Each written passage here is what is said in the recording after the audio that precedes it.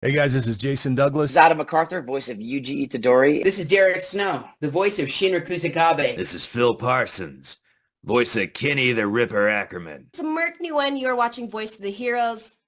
Take it away, Flea Boy. What's good, everybody? You already know who it is and what it is. And if you don't, it's the one and only one, Flea Boy Jetson. And you're watching Voice of the Heroes podcast. So if you're tuning in for the first time, please don't forget to like, comment, and subscribe. Also, click that notification bell so you don't miss out on any upcoming discussions or interviews with your favorite heroes and villains from around the world. And heroes, y'all know how I am, man, especially when it comes to the New York Knicks. So y'all gotta forgive me because I kind of lost my voice, but we gonna get through it because today we have a very special guest. He's done it all. I mean, done it all, man. From acting, writing, directing, producing, everything in between, the sounds you hear that brings the magic to life. I'm talking about in some of your favorite shows like Blue Lock, Solo Leveling, My Hero Academia, Vigilantes, One Piece, and so much more. Let's welcome Kamen Casey to the show. How you doing today? What's up, bro? Thank you so much for having me, man. Hey, thank you for being here. And I want to start off by saying congratulations to you, whether small or big. You played a part in 3 of the 6 nominees for Crunchyroll Anime of the Year with Solo Leveling, winning, taking home not only Anime of the Year, but 8 additional rewards, clearing the award ceremony. So my question is to you, what was it like being a part of these epic nominees and being a part of the one that won? And how did you feel about the awards? It was just amazing to be in the conversation of these crazy, amazing, mainstream, super popular anime shows. Because when I grew up, anime, you got made fun of for like an anime, right? It was a certain group of people, and I'm a 90s baby, 91. So we were just, the cool stuff was Dragon Ball Z, Pokemon, those got a pass, but then you start getting into some of those other ones, the Inuyashas of the world. It got a little, hey, what's that nerdy stuff you over there like it? Like, we don't mess with that, you know. But I loved it. I always love that stuff. And so to be a part of this world now is insane. Shout out to all the winners and all the nominees and all the underrated shows too, because I feel like they also get a boost. All the people saying, oh, this show should have been in the mix, and you get a chance to watch some other shows as well. Yeah, I definitely think a lot of the ones that, the Apothecary Diaries was really good. Fearing, even though it didn't win Anime of the Year, it definitely, I think, took home 2 or 3 awards itself. So big shout out to the ones that didn't win because, man, they was some magical and great choice. Dan to Dan, Delicious Dungeon, man, there was so many great. Kaiju number 8, big shout out Sean Gann. He put in a lot of work in some of those as well. Now let's move on to what I know everybody's like, man, just get to the stuff, man. Get to the good stuff. Reo Mikage, Blue Lock. Let's get to it, man, because I know everybody, mind you, what I do in my community, right? I usually do polls on characters or voice actors that the community want to hear about. So, I can go do my research, see if I can get him on the show or not. And man, oh man, your character, Reo. What? He's so like cool. a huge fan favorite. And they just saying, man, you gotta get Kamen on the show. You gotta get him. And then when I found out my manager booked you for another podcast, I'm like, yo, bro, like, how don't you get him to come on Voice of the Heroes? And he was like, yo, I got you, man. He's busy. And so I'm so happy to get you on here to talk about this character. What was your first impression of Reo when you read the role? Thank you, man. Thanks for having me. And even jumping back to the last one about the awards, I would have loved to see episode Nagi get some love. I know there's a section of the movie that was a little bit of a compilation, but to anybody that just watches it as a standalone piece, I thought it could have been in the mix, but fine. Hey, I agree with you because that was actually a good episode, even a transition piece. But it was a great film. It could have got Film of the Year, to be honest with you. Just at least in the mix, it would have been nice. Like, dang, I loved it. I had a blast, even if I wasn't in it. I thought it was such a cool intro into Blue Lock. Some people found out they watched the movie before they seen season 1. That was their intro to Blue Lock, and it was kind of cool to hear their perspective of, thinking that these 2 characters were the protagonists, and then you go watch the show and it's Isagi, but then you grow to know damn, everyone has such a really cool story in here, from Kunigami to Chigiri to everyone, a lot of Team Z, and just everyone has a dream and a goal, and everyone thinks they're the main character. So I love Blue Lock. And so, but before, no, during the time period, I got cast as that role. So acting in general, a lot of times you'll get hit with a big mainstream title that comes across your email saying, "Hey, audition due for." And in the voiceover world at the time, it was Chainsaw Man popped up in my email. It was like, "Hey, audition for Chainsaw." I'm like, "This is a big one, right?" You can just feel it. Like it's like the end of if you're an action movie fan, like John Wick 2, where everyone's phone goes off. It's like bing, bing, bing, bing, bing, bing, bing, like we got a bounty, right? It's like we're bounty hunters. You can feel that. Oh, I got to go craft and do my best job. I'm hearing this show is going to be big. The next Attack on Titan, Chainsaw Man's coming. And so, of course, give my best shot at it. And I really was going after Aki. I don't know if you've seen Chainsaw Man, but it's like kind of stoic, kind of super serious. I felt comfortable in that kind of vocal range, so I shot my shot with that. Didn't happen, such as the game. And so it's like that season. I think I might have done some Walla, not too much. 6-7 weeks into that season of that year, I get an email saying, "Hey, Jonathan Rigg wants to cast you as Reo Mikage from Blue Lock. And you're gonna hop in episode 7." I'm like, "Oh, okay, cool. I'm somebody's brother, an uncle, a nephew. I get a couple lines, another credit. I love it. Sounds good." Little did I know this guy was gonna take off and be such a major player in the show, get his own movie with Nagi, and just keep on going. And but I immediately picked up the manga, got to reading, and saw, "Oh, we're gonna be around a while. This is crazy. What's this?" It's been a blast.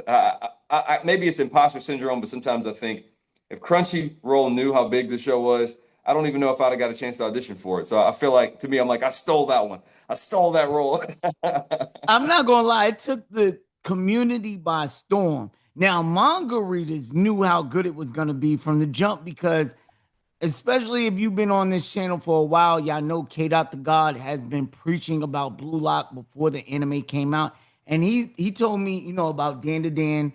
He told me about Blue Lock. He told me about Chainsaw Man. A lot of these shows that were mangas before coming out, he was like, "Hey, they're adapting this into an anime. This is gonna pop off." And man, Blue Lock took the people by storm when it dropped. Your character is obviously a fan favorite. I want to piggyback off of something you said when you was talking about the episode of Nagi film that came out, right? When that came out, the dynamic between him and Nagi, right, was epic. Spoiler alert, we're gonna go into a little bit of spoilers, but the betrayal, somewhat of a betrayal type of thing for him to go play with old boy. And I want to also piggyback off of something you said when you said, each character in Blue Lock can feel like they're the main protagonist. Like their designs, their character development, their arcs are so well crafted. So, one, I want to talk about the relationship between your character and Nagi, and how did that affect you? Or because that's a complex moment that brings a lot of layers to the character. So how did you approach that? And then talk a little more about the character designs. It was so much fun. I come from a theater background, so I love to act. So getting a chance to have a character that's going to have a character arc, I was like, yes! Like, I know where we're headed, so let's set that up like as awesome as we can. And thankfully, I had such a collaborative director with Jonathan Rigg, who loves to hear ideas, has his own way of working, and it's cool. Sometimes he'll walk you into a genuine moment, and you don't even know he's setting you up for you to give your best performance. But then also sometimes I'm like, I might call ISO. I'm like, can I just go? Because a lot of times we'll take it in chunks. But coming from theater, I was like, let me see the whole monologue. I want to know how this ends, so I know how this begins. Like, what's my conflict? What's my objectives? What am I trying to get to? What am I trying to say?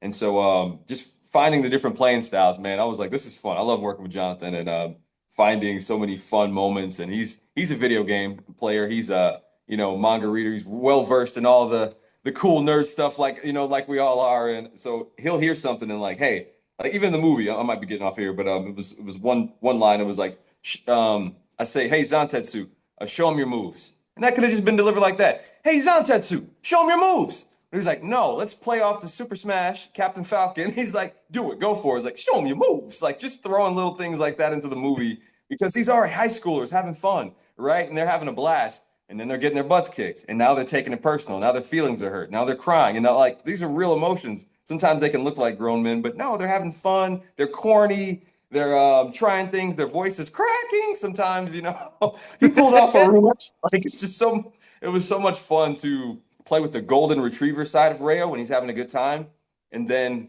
I love that the movie develops his character much more because I feel like the show was like, oh, he's just riding Nagi's coattails. In the movie, you see he's the one dragging Nagi, like, let's go practice. We got to get better. Let's go practice. And so Reo's the one pushing for Nagi to be great and being a really good friend. And that betrayal, you really get to see Nagi say, hey, promise me you won't leave me. And, you know, promise me you won't leave me. And Reo's like, come on, man, of course, I'd never do that to you. And then you see Nagi's the one to break that promise. It was like, oh, man, the drama. Yeah, it's really good. Now, there was a controversial part of season 2. A lot of the fans felt like, for me, it didn't take me out of the season because I still enjoyed season 2. But a lot of the fans felt like the quality of the animation was underwhelming. You know what I'm saying? It's like, okay, you gave us this in season 1, and then we get this in season 2. How did you feel about the animation in Blue Lock season 2? It was up and down. It was up and down roller coaster ride because the writing is so good. Our expectations are AAA game. It's the we want the Attack on Titan. We want these major manga to turn to anime shows to match. But then in the same breath, I'm going, damn, I've never seen this much pressure on a sports anime before in my life. Maybe they were even like, whoa, like, okay. You know, so like we really got something here. So I don't know. We'll see what they do with season 3. But when episode 1 came out and it like went to like crop like movie mode, I'm like, I was about to cry. I was like, oh, this is peak. We're back. We're cooking. And then we get into 2 and 3 and you start going, maybe the trailers and teasers. This is looking more like a video game, gotcha game. I'm like, oh shit. But the writing is so good and the music. Oh God, I can talk about the music all day. So everything else lifts it up. So I honestly, I've got no insight on the animation stuff, but I thought the art was beautiful. I do think it needs more movement, but I thought the way they showed off Reo's chameleon transformation, where they show off, what's the light blue hair guy? Oh man, I can't remember his name right now.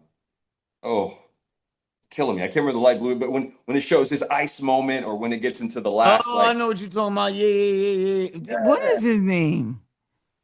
Dang, I don't Man. know. I'm super bad with names. Even your character, I was calling him Reo is Reo. I'm not gonna lie, my fans get on me all the time, right? Because I got into the anime because I'm a huge Marvel DC kind of guy, right? So when I got into anime, I kind of got into anime late. Don't get me wrong. I've always, like you said, been up to date with like Dragon Ball, Yu-Gi-Oh, Sailor Moon, even Speed Racer, Low Key, Cowboy Bebop, things like that. But it's always been dubbed for me, right? Now, as far as Blue Lock go, I feel like Blue Lock dubbing is at peak. And that goes with anime in general right now. Like before it was like a selective flu, like full Alchemist Brotherhood or what, Full Metal Alchemist Brotherhood or Naruto or shows like that. Now it's like we're getting peak dubbed from everything. And I think that goes to the talent of the voice actors right now. Tell us about the process of or the mind state you go to because you're an actor before anything. Not just a voice actor. You, like you said, your background is theater. So when when you're going into voice acting, which was such a niche thing back in the day to now where it's like everybody's trying to get involved into this community. And what is your mindset in going into a role like Reo? Man, when I approach, I mean, it's when people ask me what's it like and what's it like being an actor, things. I'm like, it's like Blue Lock. You're like, well, what do you mean? I'm like, it's one spot and everyone's going for it. Now what? Go. Like that's the stakes. What are you gonna do? How are you gonna adapt to the challenges? What tools and education are you bringing in? What networking are you bringing to the game? So it's this package of who you know, what have you been up to lately, and how long have you been training, and have you been training correctly? And are you talented? Some people just have that raw talent as well. So it's a combination of all that and just attacking with. So I'm aggressive when it comes to auditions, right? I'll fire myself up, put everything into it, and then the challenge is leaving it, forgetting about it, and going, okay, I'm gonna move on with my day and hopefully forget about it. So I try not to get into some of our friends are all into the whole like, guys, this anime is coming, this manga's crazy, and because now I'm gonna get personally attached to certain characters. I want to voice this guy and just get my feelings hurt when, of course, it's a numbers game. Who knows who's going to be cast and what? We do our best and just, the decisions are the decisions, And so I try not to, as much as I'm like, I need to watch more anime, I'll go watch the old stuff and then I'll catch up on the new stuff later because I just don't want to get my feelings hurt of like, oh, I got to get in this show. And I'm like, I'm not doing that to myself. I can't handle it. Nah, I respect it, and I've interviewed a lot of voice actors, and some of them, especially the ones that I interviewed that's done like over 600 roles. A lot of them don't even go back and see the work that they do. Like they just do it and move on. You ask them a question about like Naruto or something. Oh, I didn't even see it. I just remember like things like that. Do you ever go back and critique your work like in Blue Lock or something, or maybe another anime, like, I could have did this a little. Are you real hard on yourself when you hear an error? Or are you like, you know what, next time I'm going in? Yeah, I think I grab, like, as time passes, I'll go back and listen to things and go, oh, wow, I didn't realize I can gotten better, or I would have made a different decision now, or I didn't even realize you learn on the job as well. Like I'd say coming in with acting background, I'm ready to like, give me the hardest shit you got. Give me the hard monologue. Somebody just died. I gotta, whatever it is, I'm ready for that. Thinking, oh, the screaming stuff, that's easy. I can do that. No. Oh my goodness. I had to kind of learn this on the spot with Reo. A lot of his lines where he's episode like 9 or 10 where things were heating up and it's like, we're starting to lose. And he starts getting more visceral and more competitive. He's shouting at his teammates. And then you don't get to see all the episodes coming, but then you see maybe episode 11 and 12, he's shouting even louder. So, we were at 10 on that episode. How are we going to top that? His teeth are out. Like they've animated where his teeth, he's chomping, he's screaming. We got to scream even louder, And so how do you scream without destroying your voice and you're able to work next week, right? And so having to learn a lot of that stuff where as kids, we just think, oh, power up, Kamehameha. Okay, we're recording that 30 times today. Oh, like, how do we? It's a whole different skill set there. And I forgot your other question. It was something about I forgot what you asked something else too. I said, oh, what? Jesus, man, I got so into it, your conversation just now. It took me out. Watching. I do go watch because I love the show. My parents, the critique, man. Yeah. I'll go critique my stuff, but as well as just going to watch old work, I do I get to watch it through my parents because it's my biggest thank you for allowing me to chase my dreams. I love every time I get to do something new. Like right now, I'm in a movie called The Last Rodeo that's in theaters, and getting yesterday to take them to the movies and just kind of watch them watch the movie and just it's such a good feeling to be like, hey, I told you I was going to do it. I told you I can make this possible. I can make a living doing this. It's happening. So I'm very aggressive because I eat with this. I pay my bills. I feed my family with this, but also yeah, it's a blast being able to say thank you to the people that helped me get here. You know what's crazy? I went on your Instagram. By the way, let everybody know where they can follow you at on Instagram. Hey, I'm on most of the apps, but honestly, I mainly just use Instagram. It's just my name, KamenCasey. I'm on your Instagram, right? And that movie you was just talking about, I didn't even know it was a movie. I didn't read the caption. I'm thinking like you bull riding for real. Like this is what you do on your spare time. And I'm like, hey man, Kamen is a effing cowboy right now. And now that you say that, I'm like, oh, it makes sense from the picture that I seen because but that's pretty dope. Were there any particular episodes or scenes where you marked or feel like this was the turning point for Reo's character development? Like, how did you prepare for those pivotal moments?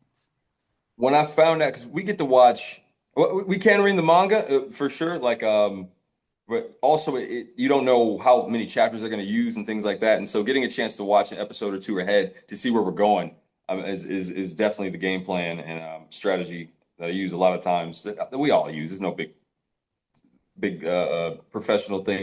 You want to see where you're going and where the show's going. But I think my favorite moment was the betrayal. I was like, oh, because anytime a character goes low, you know they're gonna have a comeback type story. And so Reo in a lot of season one, he's this rich kid. I get everything I want. I don't even know what I want. I'm so bored with life. And then he bumps into this guy he finds soccer first. He sees, football, soccer on TV. He's like, I want that. And then he bumps into this kid at school. He's like, dude, oh, we should be doing this like you are a freaking beast. Like your skills, my brain, my skills, we can do this, man. I know we're at this private school and we don't have this competition in the world, but with my dad's money, we can get us there, right?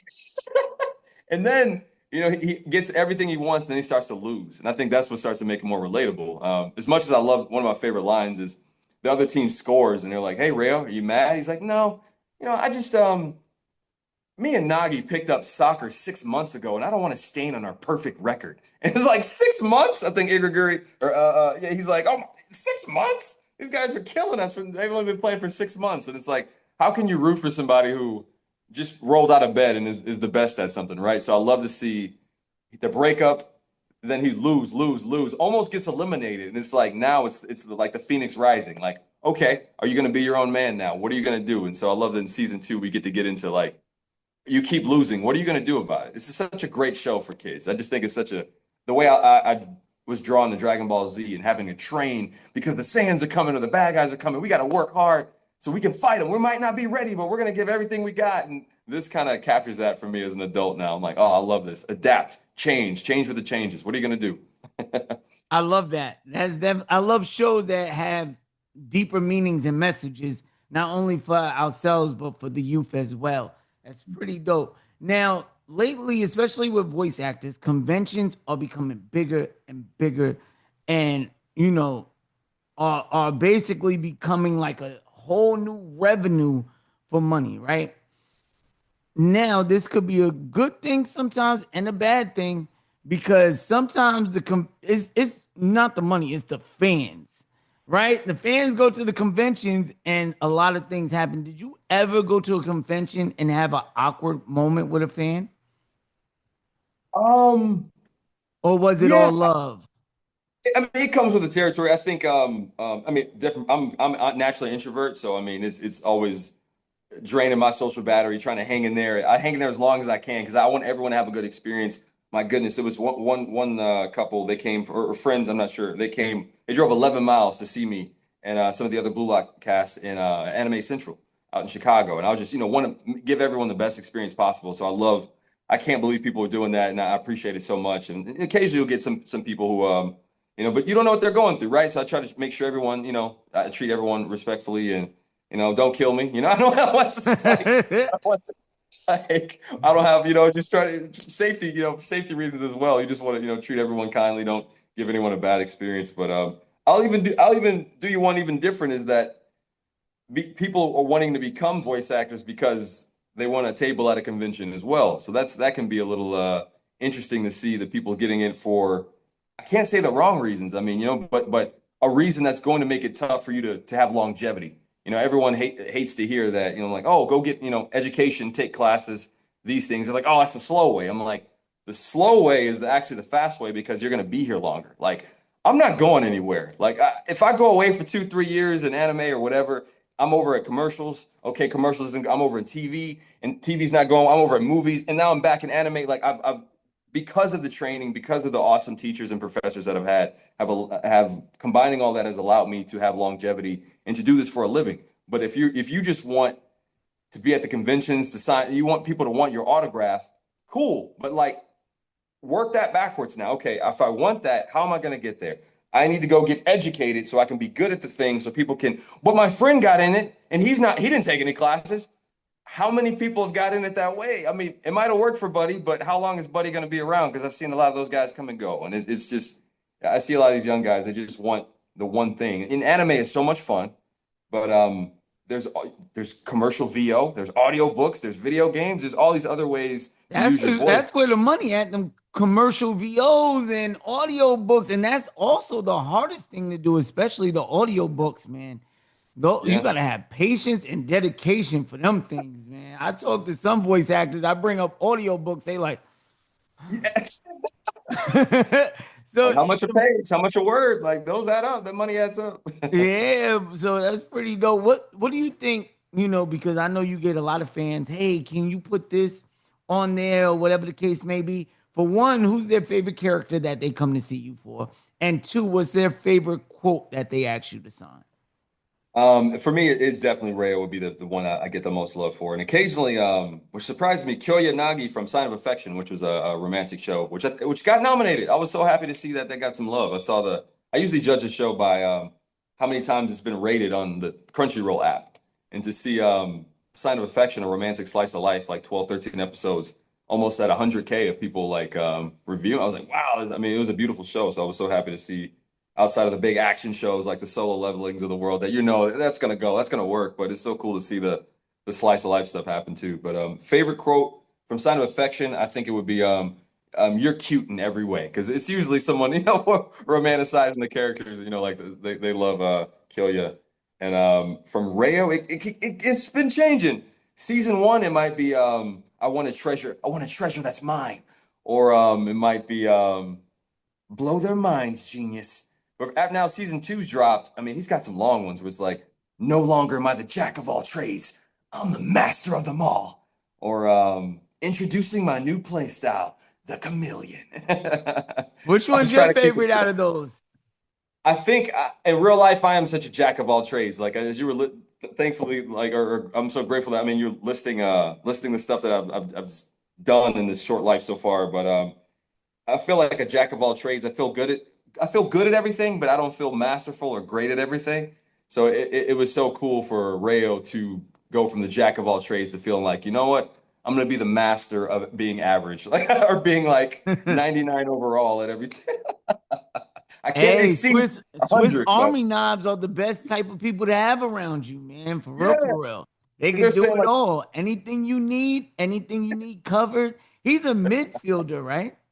yes, mainly. So they say he's they're looking for the number one striker, but I'm like, I think Rayo's the one that has the job security. Like, when everyone else gives up on this because they're not number one, Rayo, you can put him on defense, striker, midfield, but I think he shines the most at midfield because he's got some sick passes too. All right, now let's move. I'm sorry, y'all, but we ain't got too much time, so we do have to move away from Blue Lock. Let's talk about a new anime year, and it's actually a spinoff of My Hero Academia, which is getting its final season in the fall. The manga has officially ended, I believe, last summer, something like that. So now you play one what is it, Rapt or something like Right? Yeah.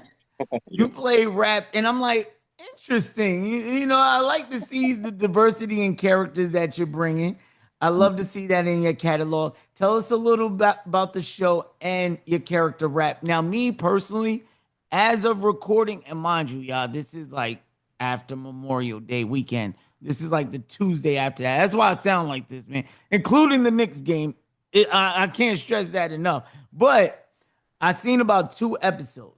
Right? I seen or maybe 3. I think I just seen the first 3.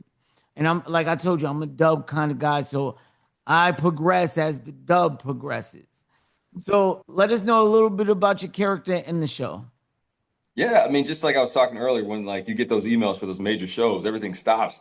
And I got an email that says, "Hey, I got an audition for My Hero Academia Vigilantes." I'm like, I thought I missed the train. Like, I mean, like you said, they're in their final season. I'm like, what a cool show. Would have been cool to be an actor and around the field at that time to be in that, and you miss out on it. And then I got a chance to do Attack on Titan, like an OVA, like something like Annie kicks my ass in a bar. I'm like, whoa, I got a chance to just touch Attack on Titan that's wrapping up. And so seeing this pop up, I was like, again, go all in for your audition, try your best, pick your targets, shoot. And a couple days later, I got to say, hey, you booked this character named Rapt, who wasn't on the call sheet. I'm like, I don't know who that is. So I get in the manga real fast and see what I'm like, is this guy a lizard? Like, freaking sweet, like, cool. I want to show, because I usually get cast for like mainly like maybe romantic types or maybe more I don't know, guys that are shirtless, those type of characters. They find out they typecasting you. I get to be a bad guy. You know how much fun it is to be show some range, and so I get to play this young punk named Rapt. He's with his little posse that is bullying people, And yeah, I'll keep it there for no spoilers. But he's hanging out. He's one of the gang, one of the gang, and he's approached by this drug dealer per se to try a new drug called Trigger. And so as they try this drug, it takes their quirk and their abilities and just maxes it out uncontrollably. And so by episode 2, he turns into this giant pterodactyl type creature. And so it was such a cool change of pace from going from like Reo, who's like, "Hey, Nagi, let's try that move," to "You young punks, come here." Just this like, just ready to have a good time with these like crazy, like laughing at people's pain and punishment. Just Hey, I love the range though. The range that you just went, man. I love it, man. thanks, bro. And let's talk about something that I seen that you was in on your IMDb, right? Black Adam. I seen you was the Hey. pilot. Man, you gotta tell me your experience on that set. Who'd you get to meet? What was the dopest part about being on the set, and how did that come about? Long story short, it was COVID, and I saw people making videos trying to collaborate and work with their favorite artists. And I told my friends, I'm gonna shoot my shot at The Rock. They're like, "Bro, he's never gonna see it. Like, what are you talking about?" Every Tuesday, he posted his tequila. Random people holding up Terramana tequila, and I was like, "That's my way in. I'm gonna do an impression of The Rock holding his tequila, and at the end of the video, I'm gonna ask for an audition." Not a job. I'm not saying give me a job. I'm gonna say, like, because I've been following him since I was a kid, but like you need to earn it with your own 2 hands, right? That philosophy. And I'm like, so make sure to ask for an audition, a chance to earn it. And it works. 4 weeks later, he posted me. I think December 28th, 2020. I think it's still on his Instagram, maybe unless he deleted it. It's probably still there, way back there. He posted me by myself. He's like, "Shout out to my brother Kamen Casey for shooting his shot. I got Black Adam coming up. $7 production will be in touch." I'm like, "Oh, geez, this is crazy." So, a couple months pass by.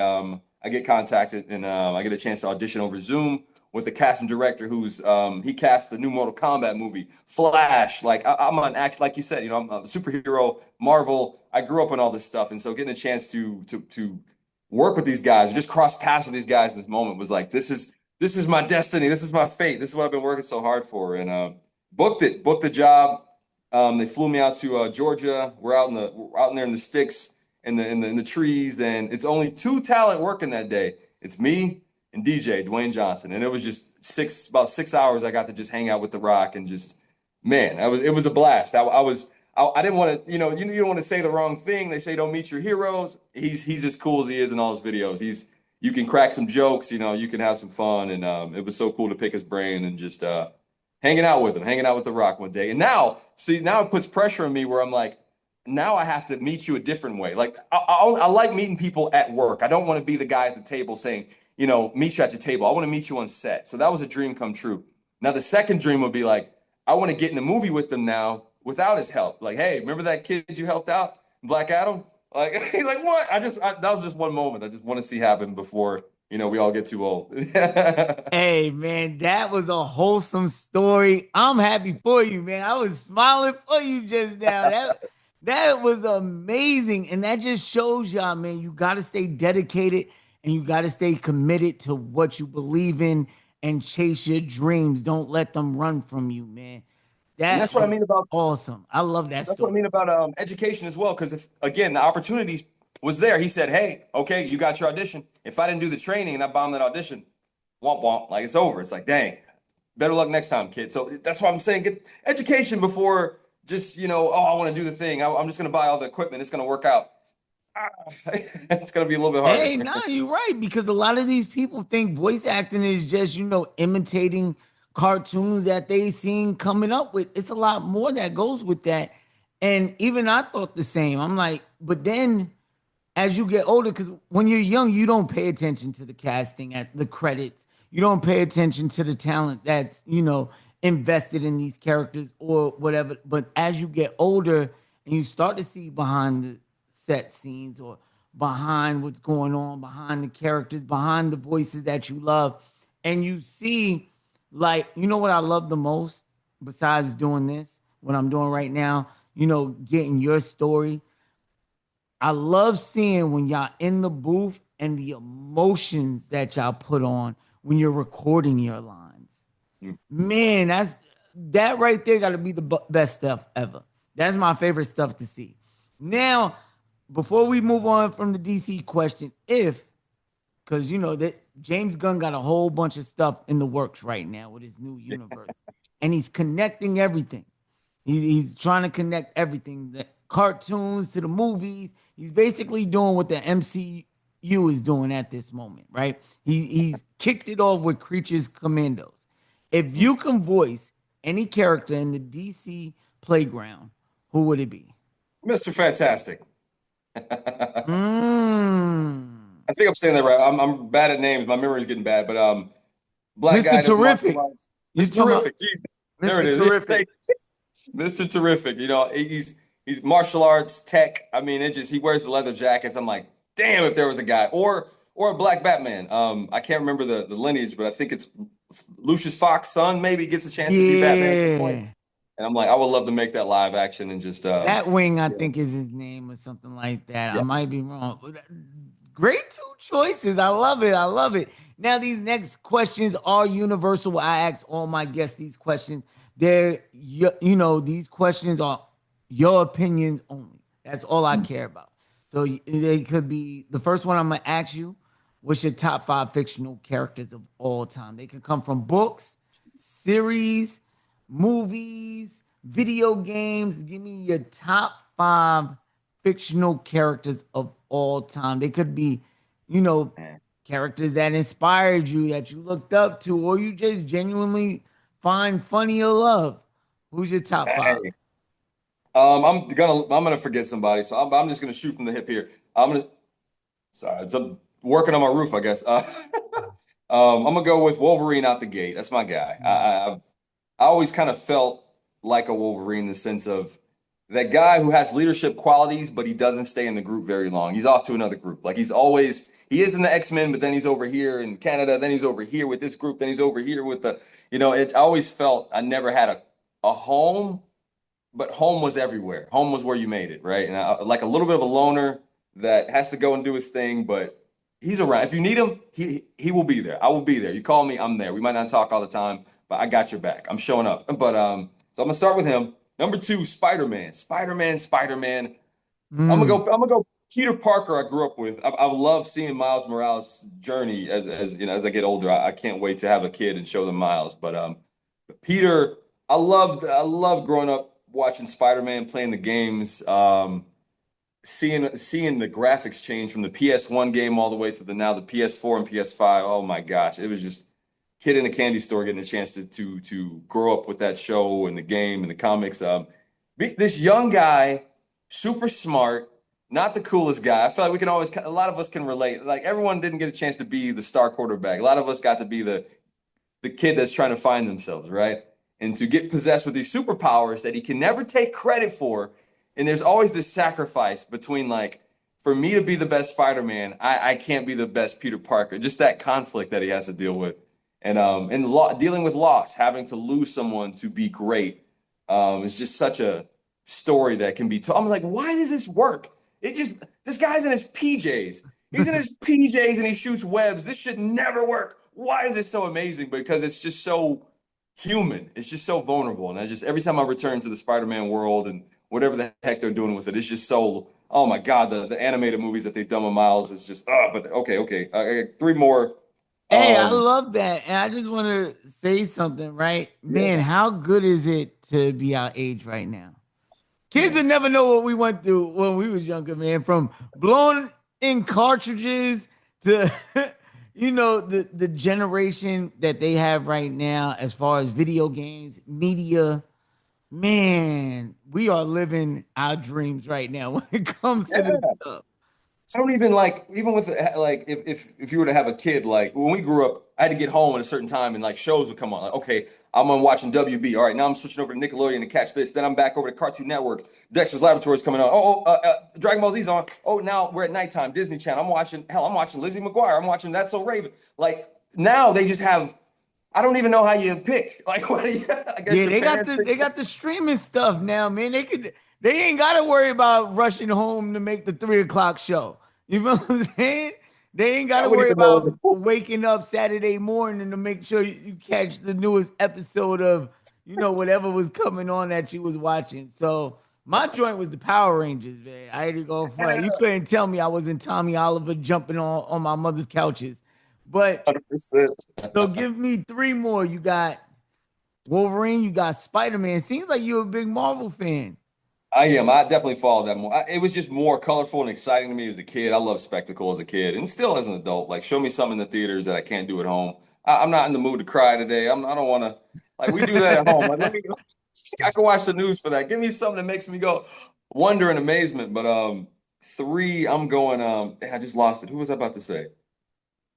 Oh man, they're about to be all Marvel. So let me go back to anime. I'm gonna grab Goku. I'm gonna scoop up Goku, and I was introduced to anime through my dad watching Dragon Ball, just when Goku was a kid. You know, Shout out Pops, man. Yeah, getting a chance to watch Goku's journey and seeing him training and working hard and the tournaments and and me growing up in martial arts. It was just such a we all wanted to have Goku's powers. Like, oh, I need to put on. I'm gonna go buy a bunch of ankle weights and put them on my arms because he was training like that. I'm gonna take them off and I'm gonna be real strong. Hey, I don't mean to tap into something personal, right?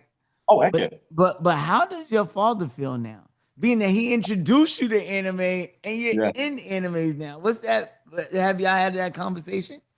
My mom will send me pictures of him watching my stuff without showing him, just kind of snap. Like he'll rewatch all the time, and I love taking him to the movie theaters to see, especially when we got episode Nagi in theaters, and just like this is like, we're in the theaters. You get to what do you want to do today? Like, let's go get some lunch. Yeah, let's go to the movies and see my movie real quick. Like, it was just such a fun, ridiculous. Like, how did we get here? This is so crazy. And I'm like, because he used to read to me with making funny voices, like going to sleep. He would read different characters in the book and just make different voices. And I'm like, look, here we are. I'm making crazy voices. And when I have my kid, I'll repeat the cycle. I love that, man. Yeah, big shout out to Pops, man. All right, so you got two more characters on this top five. I'm gonna go. I'll go in video games. Let's go. One of my favorite games of all time series, Mass Effect. I don't know if you ever played that one, but this is two interviews in a row. I think Mass it's Shepard, Effect. right? Commander Shepard. Yep. Commander Shepard.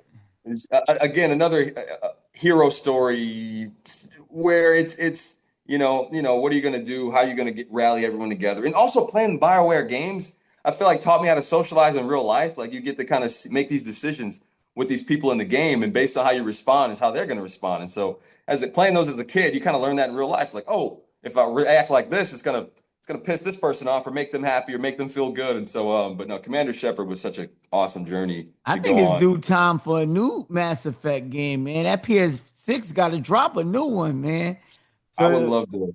Your last one will be who?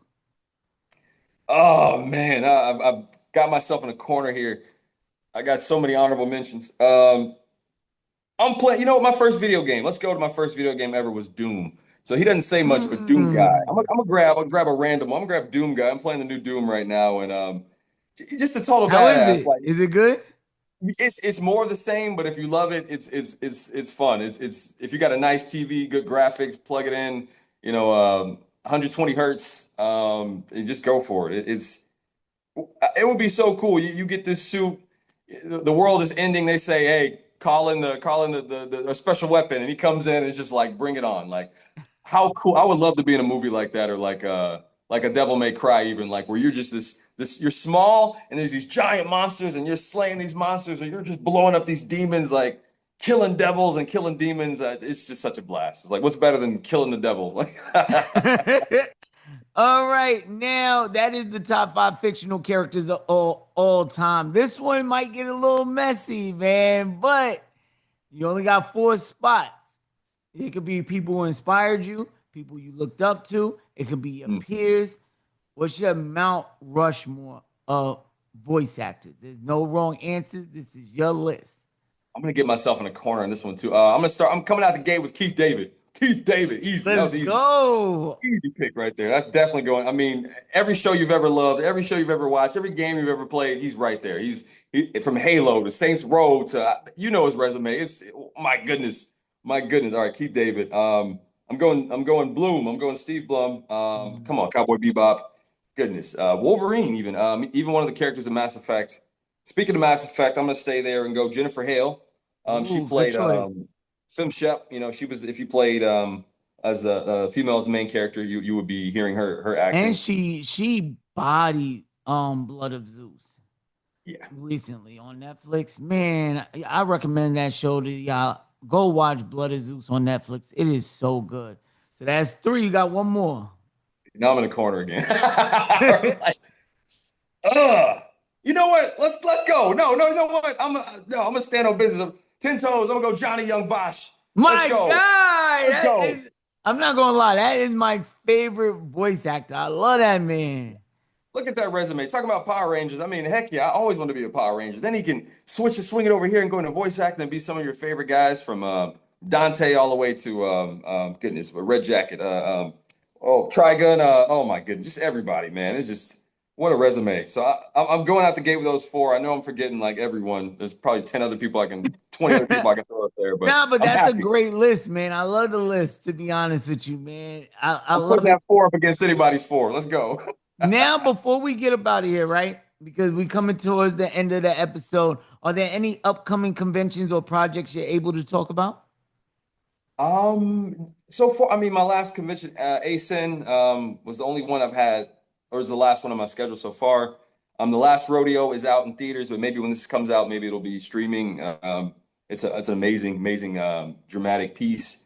Something that, Hollywood, I feel like has been missing lately, just that family story where like it's family drama, but you can talk with your family, go see it, and then have a conversation afterward. It's that it depends on which angle you're watching it from. I think it's a beautiful story for mothers and daughters, rekindling or trying to rekindle their relationship with their family. Or if there's some man testosterone in there too, of like the pride of what are you willing to do, John Q-esque to take care of your family? Like, what are you willing to sacrifice? And so I loved it. I got a small role, real tiny role, but just the fact I got a chance to be a part of that as I'm building my own credits and trying to take care of my own family. It was such a cool movie to go take my family to go see.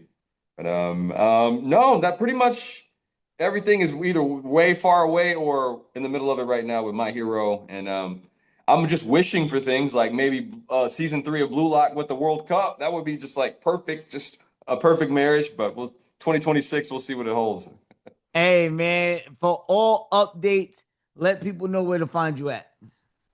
Catch me on Instagram at KamenCasey, just my name.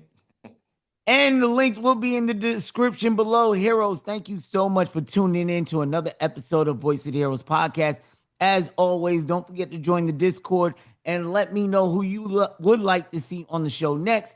And as always, don't forget to love yourself, pass that love on and love others. And if nobody told you so, just know your boy love you. Once again, I'm sorry about my voice, man. I've been going, and tonight the Knicks play again, man. And I probably won't have a voice by tomorrow, man.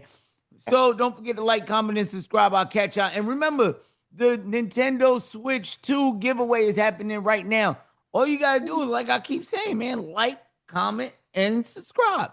That's it. Big shout out to our last giveaway winner, BK Numbers. Thank you so much for the continuous support and love that you show the channel. And Heroes, we are signing out. Sing it with me, pretty.